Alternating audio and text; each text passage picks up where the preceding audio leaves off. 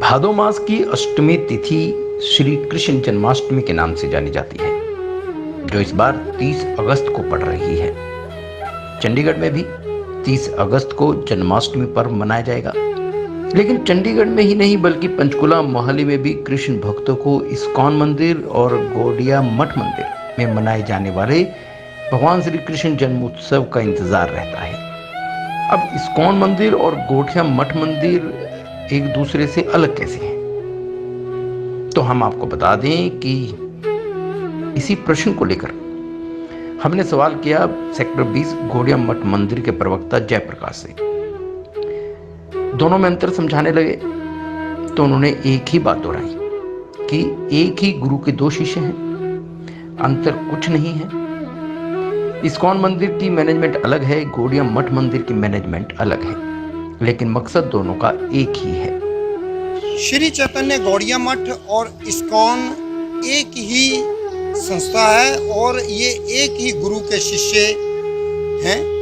सिर्फ एक मैनेजमेंट का फर्क है कि इस्कॉन की मैनेजमेंट अलग है और गौड़िया मठ की अलग है, लेकिन जो नियम है, जो कायदे हैं, जो मिशन है, वो दोनों का एक ही है। चलिए, एक बात तो साफ है कि मकसद एक ही है, भगवान की भक्ति। अब आपको बता दें कि 30 अगस्त को जन्माष्टमी है और इसको लेकर शहर के मंदिरों में तैयारियां जोरों से हैं। सबसे पहले आपको बताते हैं कि इस्कॉन मंदिर में इस बार क्या होने वाला है। तैयारियां जोरों से चल रही हैं। सेक्टर 36 स्थित इस्कॉन मंदिर में जन्माष्टमी का पर्व धूमधाम से हर्षोल्लास के साथ मनाया जाएगा, भव्य तरीके से मनाया जाएगा।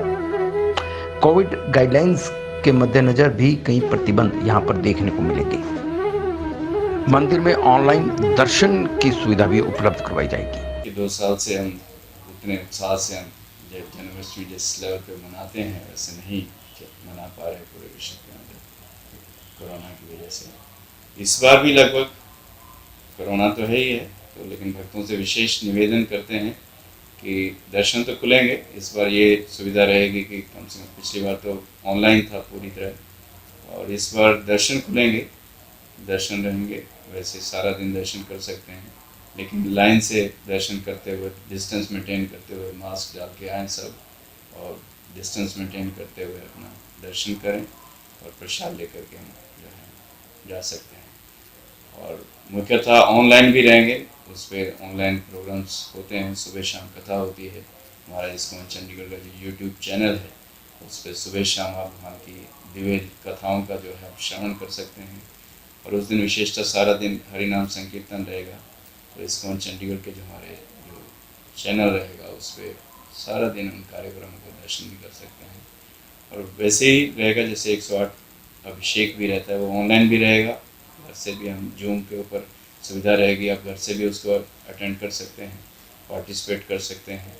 और दूसरा यूट्यूब चैनल पे भी पार्टिसिपेट कर सकते हैं। ऑफलाइन भी रहेगा कुछ भक्तों के लिए। और दोपहर 3 बजे से शुरू हो जाएगा भगवान का अभिषेक, महाअभिषेक से 108 परिवार आएंगे, तो वो भी एक उनको स्लॉट दिए गए हैं, तो अपने समय पे आकर के वो, जिससे कि यहाँ ज़्यादा भीड़ एकत्रित नहीं हो, तो यहाँ पे वो अभिषेक करके वहाँ का दीपदान महाआरती करके प्रसाद लेकर के वो जा सकते। श्री कृष्ण जन्माष्टमी पर सेक्टर 36 के हरे कृष्ण धाम यानी इस्कॉन मंदिर को थाईलैंड के ऑर्किड व बेंगलुरु के गुलाबों से सजाया जाएगा। इसके अलावा हिमाचल प्रदेश से भी ताजे फूल लाकर मंदिर को सुसज्जित किया जाएगा। रोशनी से नहाता हुआ मंदिर नजर आएगा। नकारात्मक शक्तियों को इस बार यह पर्व दूर करेगा। तो फूल जनरली फूलों का डेकोरेशन बहुत अच्छी तरीके से होगा। फूल के लिए हम दिल्ली से भी फूल आएंगे और कुछ हिमाचल से भी फूल मंगाएंगे। अलग अलग जगह से अलग अलग तरह के फूल होता है, जैसे गुलाब का है, ऑर्किड है, अनेक तरह के फूल होता है, मोगरा है, सारे फूल आएंगे। और इससे भगवान का श्रृंगार होगा और मंदिर हॉल का भी श्रृंगार होगा। और भगवान को झूला में भी बिठाया जाएगा, बट लेकिन इस बार बिकॉज ऑफ कोविड-19 रेगुलेशन हम झूला झूलाने की जो सबको सुविधा देते थे हर साल, उसको थोड़ा रेगुलेट करेंगे, उसको नहीं कर पाएंगे। तो बाकी लेकिन प्रोग्राम्स ऐसे ही रहेगा, बाकी दर्शन ऐसे ही भगवान का पूरा रहेगा, सजावट भी पूरा रहेगा। तो भगवान का नाम है और भगवान में कोई अंतर नहीं है।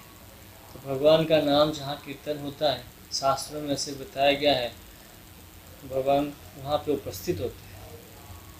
तो इसीलिए इस्कॉन सेंटर, हर इस्कॉन सेंटर में पूरा विश्व भर में जब भगवान का दर्शन भी लोग करते हैं, भगवान का कोई भी एक्टिविटी, कोई भी फेस्टिवल होता है, उसके साथ हरिनाम संकीर्तन निश्चित रूप से होता है और भगवान का दिव्य कथा का चर्चा होता है और भगवान का दिव्य प्रसाद का वितरण होता है। तो ये जो है विशेषता है इस्कॉन में, जो कि हमें हमारे इस्कॉन के संस्थापक आचार्य श्रील प्रभुपाद जी ने हमें सिखाया है और सारे इस्कॉन के भक्त और हर केंद्र में इस चीज़ का पालन करते हैं। हर जगह पे भगवान का नाम का कीर्तन होता है, भगवान का दर्शन होता है, भगवान का कथा होता है और भगवान का प्रसाद होता है। या यूं कह दें कि इस्कॉन मंदिर में 1.5 साल बाद एक बार फिर रौनक लौट आएगी। मंदिर के भीतर कई स्टॉल्स लगाए जाएंगे। इन स्टॉल्स पर भगवान श्री कृष्ण की धार्मिक पुस्तकें और पूजा सामग्री भक्त खरीद सकेंगे। लेकिन हाँ, कोरोना को देखते हुए इस्कॉन मंदिर में जन्माष्टमी पर आने वाले भक्तों को बैठने या रुकने की इजाज़त नहीं होगी। मुख्य द्वार से बाहर जाना होगा। देव समाज कॉलेज की 4 दीवारी के साथ लगते गेट से अंदर प्रवेश दिया जाएगा और बाहर जाते समय मंदिर की टेबल पर पैकेट में बंद प्रसाद अपने ही हाथों से लेना होगा। बच्चों के कार्यक्रम आयोजित होंगे कृष्ण की वेशभूषा में, लेकिन उसके दर्शन आप YouTube चैनल पर ही कर सकेंगे, जिसमें कीर्तन, भजन और नृत्य शामिल होगा। यहाँ पर भव्य तैयारी होगी। भगवान श्री कृष्ण का जन्म दिवस धूमधाम से मनाया जाएगा, लेकिन मंदिर के हॉल में जैसा हर बार होता था, रुकने की इजाज़त नहीं होगी। सबसे मुख्य आकर्षण तो इस्कॉन में भगवान के दिव्य नामों का संकीर्तन है। भगवान का हरि नाम संकीर्तन 7 दिन चलता रहेगा और श्री राधा मोदन जी का विशेष दर्शन होंगे। विशेष उनकी जो है ड्रेसिंग और फूलों का पूरा श्रृंगार होता है मंदिर का, तो ये सब आकर्षण रहेंगे। और भगवान का जो महाअभिषेक है वो एक विशेषता रहता है। यहाँ पे जो 108 परिवार जो हैं भगवान का महाअभिषेक करेंगे अपने हाथों से परिवार के साथ। ये एक विशेष सोमवार को जो है जन्माष्टमी महोत्सव मनाया जाएगा और उसके जो नेक्स्ट डे जो है 31 अगस्त को इस्कॉन के जो संस्थापक आचार्य हैं कृष्ण कृपा मूर्ति श्री श्रीमद अभयचंद नारायण भक्तिवेदांत स्वामी श्रील प्रभुपाद, उनका 125वां जन्मोत्सव जो है मनाया जा रहा है बड़ी धूमधाम के साथ। तो वो भी एक उत्सव रहेगा अगले दिन। तो वो सुबह 10:30 बजे से लेकर के 2 बजे तक रहेगा कार्यक्रम।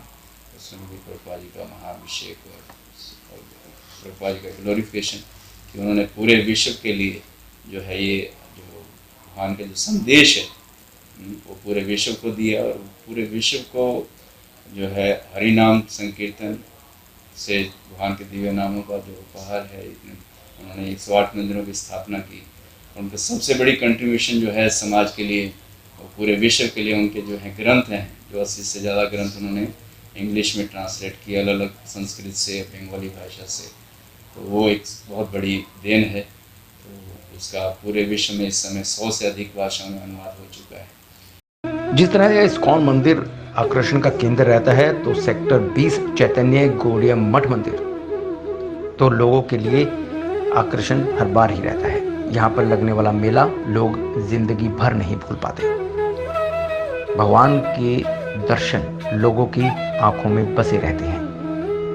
मंदिर के प्रवक्ता जयप्रकाश ने तो यह भी कहा कि मंदिर में सभी तैयारियां कर ली गई हैं। हालांकि कोविड-19 इसकी वजह से उतने भव्य तरीके से इस बार जन्माष्टमी यहाँ पर नहीं मनाई जाएगी, लेकिन कमी कोई नहीं रहेगी। मंदिर में जो हर बार झांकियाँ दिखाई जाती हैं वे भी इस बार नहीं निकाली जाएंगी। जैसा कि आपको मालूम है कि कोविड-19 के कारण हर फील्ड में, हर क्षेत्र में, समाज में पूरा प्रभाव पड़ा है और स्वाभाविक है उसका प्रभाव मंदिरों में, खासकर हमारे मठ में भी पड़ा है। पहले हमारी मठ में जन्माष्टमी की तैयारियां मई महीने से शुरू हो जाती थी, यानी 3 महीने पहले हम शुरू कर देते थे। लेकिन कोविड-19 की जो गवर्नमेंट की दिशा निर्देश हैं उसका पालन करते हुए हम लोगों ने इस बार झांकियां का फ़िलहाल हमने कार्यक्रम स्थगित रखा है। बाकी जन्माष्टमी जो हमारी है, भगवान की जन्माष्टमी पूरी धूमधाम से और विधि पूर्वक हर्षोल्लास के साथ मनाई जाएगी। भगवान का 56 भोग का भोग भी लगेगा, उनको नए वस्त्र भी पहनाए जाएंगे और जो भी विधि विधान है उसका पूरी तरह से पालन किया जाएगा। और बाकी रहा कि लोगों में, मठ के हमारे कार्यकर्ताओं में उत्साह पूरा है, लेकिन हम सरकार के दिशा निर्देशों का पूरा पालन करेंगे और सुरक्षा देंगे भी, सुरक्षित रहेंगे।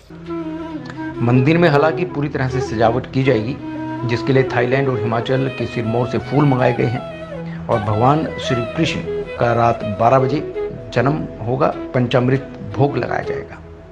मंदिर की सजावट के लिए हम किसी तरह की भी कोई कमी नहीं रख रहे हैं। जैसे लाइटिंग वगैरह पहले होती थी उसी प्रकार होगी। और हमारा मठ मंदिर पहले भी प्रसिद्ध है कि यहाँ पर थाईलैंड से लाए गए फूलों से सजाया जाता है। इस बार भी थाईलैंड के और सिरमौर के जो स्पेशल फूल हैं, जो 7 दिन तक खराब नहीं होते, वो उसी तरह के साथ और बड़े ही भव्य तरीके के साथ, जो कि मेन मठ का आकर्षण रहता है, वो उससे सजाया जाएगा और भक्त उसका पूरा आनंद लेंगे। अगस्त 2021 को हम लोग जन्माष्टमी का त्यौहार मनाएंगे और प्रातःकाल मंगल आरती होगी और उसके पश्चात पूरा दिन भगवान श्री कृष्ण की कथा हमारे हॉल में हमारे जो महाराज जी हैं और जो भक्तजन हैं वो कथा संकीर्तन करेंगे। और रात्रि के समय ठीक 12 बजे भगवान का पंचामृत से कृष्ण भगवान जी का अभिषेक होगा और उसके बाद उनका भोग लगाया जाएगा और अगले दिन नंद उत्सव मनाया जाएगा।